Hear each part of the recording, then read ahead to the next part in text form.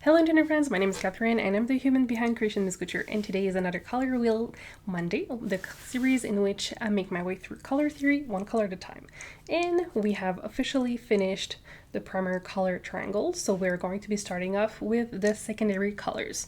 So we're going to be working our way through the secondary colors. We're going to do violet, orange and green, and we're going to be starting off with ultraviolet.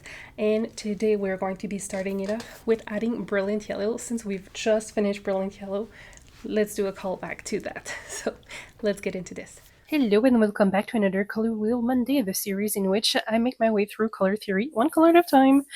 So we have completed the primary color triangle, and we are going to start working on the secondary color triangles. So what we're going to be working on is the violet, because we just finished with brilliant yellow and we've added the electric violet into it. So I just want to compare it right away because I'm very curious about what we're going to do. So I'm using those colors because they are part of the main colors you receive when you purchase like the starter kit from Dharma Trading Co. They have that. It also includes some citric acid, and it's just wonderful to understand how color theory works, so you can have a better understanding of what you can do with a limited color palette. So without this, let's carry on. So we're going to be doing 1% stock solution of um, of the ice. So what is a 1% stock solution is 1 gram per 100 milliliter. So we're going to do it with brilliant yellow and our electric violet. And you need to make sure that you are at 000 on your scale before doing anything. Please don't forget to wear a respirator. You only have one pair of lungs, so take care of it.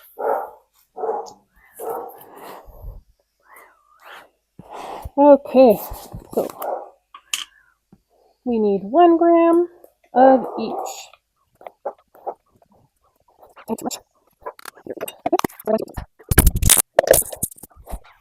Okay, so we make sure that we put it back at 0.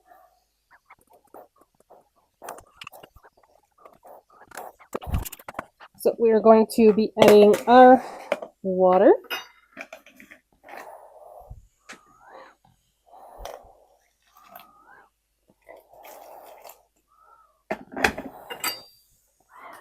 Okay, so I don't add the entire 100 milliliter just quite yet because I want to make the dry powder dissolve a tiny bit before we add it completely.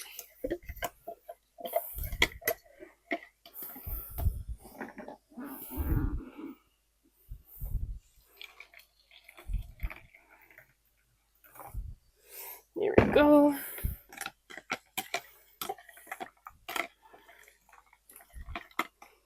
So this is good. We're going to do the electric violet.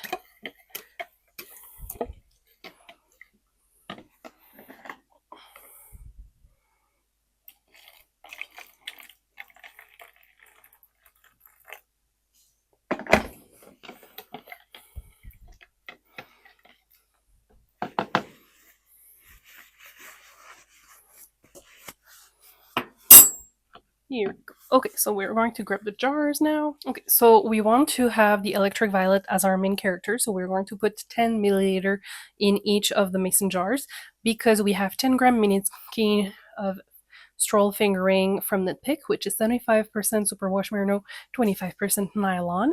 We have approximately 300 milliliters of tap water in each of the jars. There's no citric acid as of right now because we want to ensure that it will take a little longer for the dies to strike.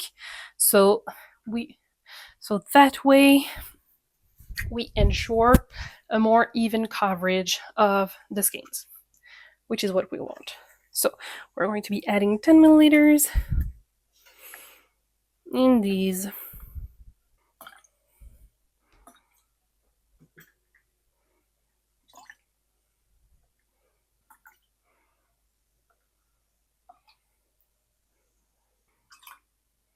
There we go.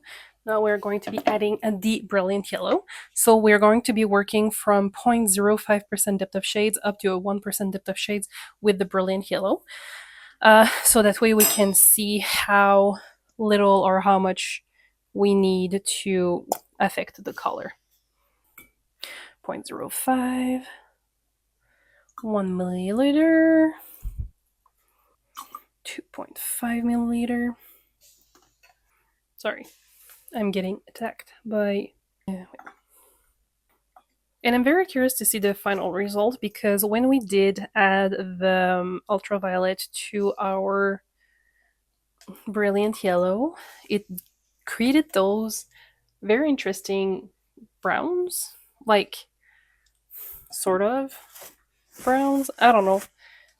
I don't know how to describe those. Okay.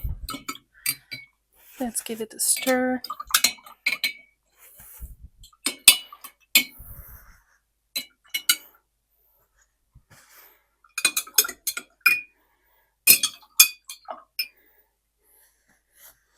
So we will see what it looks like. Okay, so I just feel like I owe you a slight explanation here of what I'm doing. So basically, the why I am moving my skeins like that in the jars is to open up the skeins so that way we have an even coverage of all the skeins of colors, and that it will have a better full coverage rather than a patchy coverage. So sometimes if you don't do what I'm doing right now, it will create resist pocket on your skins. So this is why you would have an uneven color coverage on your skins. It kind of created those browns. So that's interesting.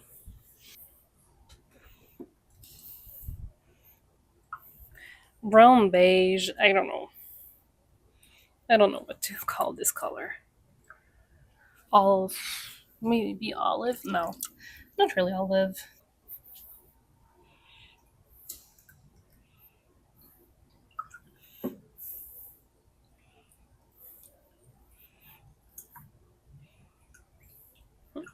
Okay, so we're going to put those into the double boiler. Okay.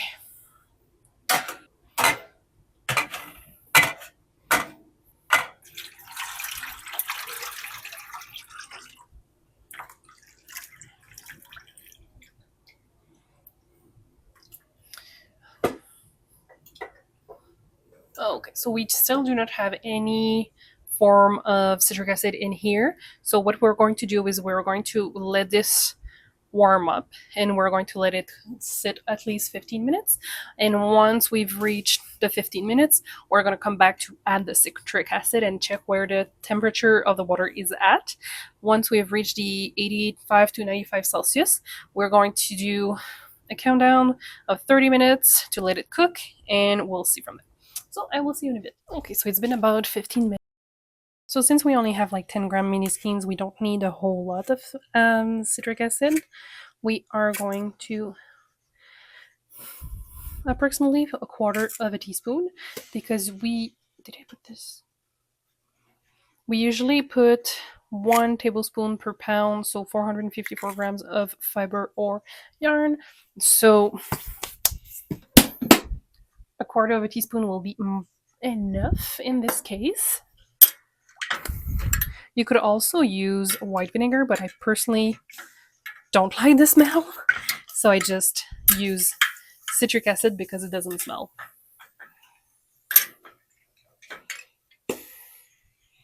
Okay, so we're going to let this warm up a little bit more, and once it's reached the 85 to 95 Celsius, we're going to let it cook for half an hour. So I will see you in a little bit.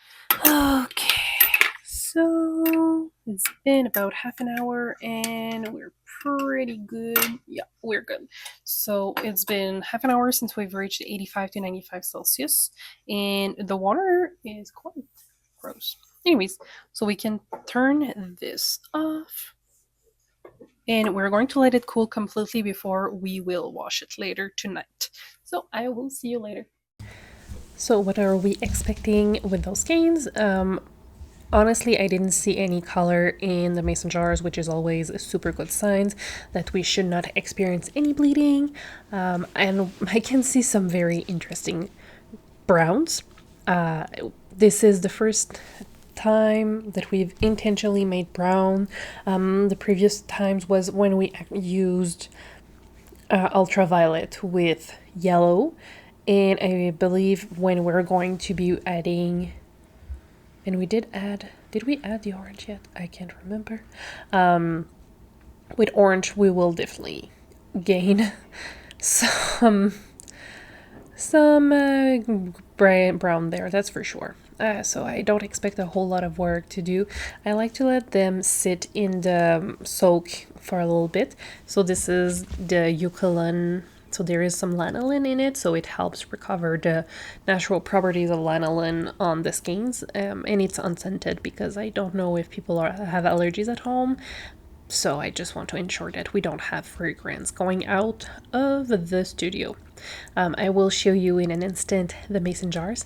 After that, what we are going to do is put them in the spin dryer to remove all excess water and let them dry overnight, and we'll see the final result afterwards. So here's the mason jars, and you can see that we have clear bath, which is always fantastic. And here's the result of adding brilliant yellow to ultraviolet. As you can see that the first two colors, oops, I swapped them, are still very much ultraviolet. However, they are more on the neutral tone rather than on the warm tone that ultraviolet could be. Maybe not warm, but it's definitely more on the neutral now. It has dulled the color a little bit, and you can see that we've really went into those brown color. So if you want brown, that's the way to go. I just wanted to take the time to compare both of them and how similar those shades are, which makes sense because it's 1 for 1 for this one. So I would have been surprised if it was different colors. So it's really more, I was hoping to see the difference with those. So we have still a very drastic color change when it comes to this. So brilliant yellow is still our superstar when it comes to drastic change and having actual fades of color instead of subtle color gradient. So that's pretty cool. Still a big kudos to brilliant yellow, I guess. Yeah, so that was an interesting find. If you've liked the video, please consider sharing, liking, and subscribing, and I'll see you in the next one very soon. Bye!